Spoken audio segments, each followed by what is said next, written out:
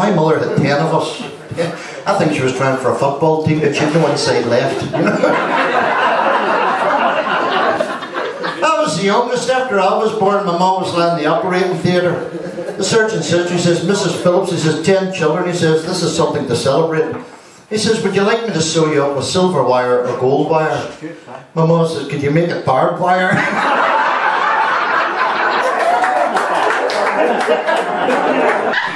My bank manager phoned me up. She says, Mr. Phillips? I says, yes. She says, I'm phoning you up to tell you you're £5,000 in the red. I says, oh really? I says, tell me this. What was I this time last year? Oh, she says, Mr. Phillips, this time last year you were £5,000 in the black. I says, oh really? And did I phone you?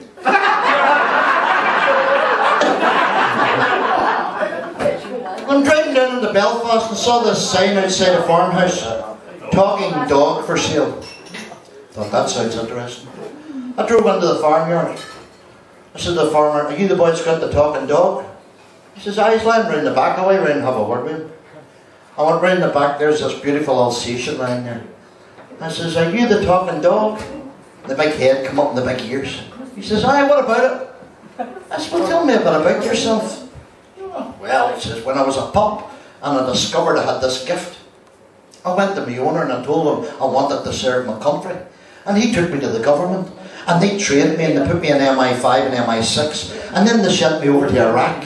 And he used to run about Saddam Hussein's encampments and he used to listen to where they were going to put their Scud missiles. Then I would come back and tell my handlers, they would tell the RAF, the boys would go and bomb their Scud missiles. That's how they never got them launched. Got a lot of medals for that. He says, and then after the Iraqi war finished, I come back to Britain and I worked in all the big airports, Manchester, Gatwick, Heathrow. I used to listen for the drug deals going down. I used to go and tell the customs boys, they would arrest them, all the drug dealers were put away. Got a lot of certificates in the house for that. He said, then I thought it was time to retire and that wee collie came along and I've had my pups and I'm quite happy to retire. I said, that's an incredible story. I went back to the farmer, I said, how much do you want for that dog? He says, give me a tenner. I says, £10 for a dog who can talk like that? Why are you selling him so cheap? He says, because he tells lies, he never done half that stuff.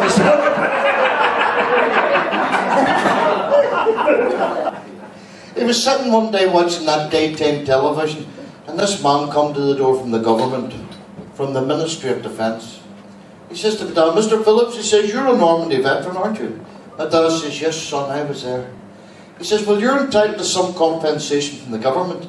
He says, the way we're working this compensation out, he says, we're going to give you £1,000 for every inch from the top of your penis to your testicles.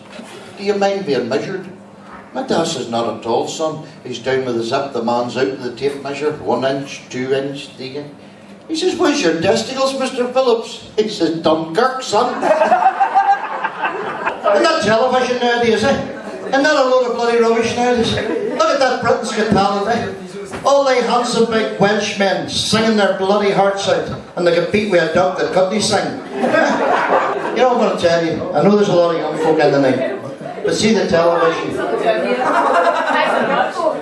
In the black and white days, the television was far better. Even the advertisements in the black and white days were better. We are the Ovaltine's happy girls and a million housewives every day. Pick up a tin of beans and say, beans, beans, you'll wonder where the yellow went when you brush your teeth with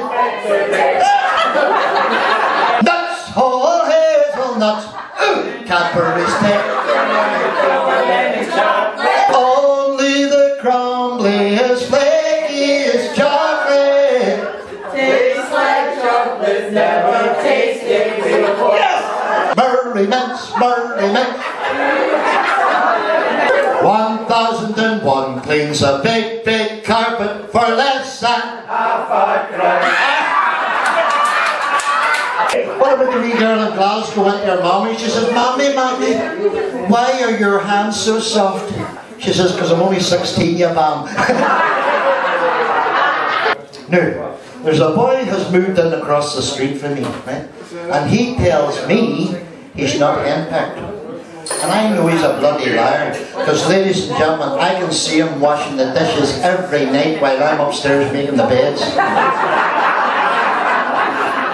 My friend Murphy, his wife had triplets, and Murphy couldn't understand this. He says, Maggie, how did we have triplets? She says, Murphy, do you remember the night we had no Vaseline? And we used 3-in-1 oil?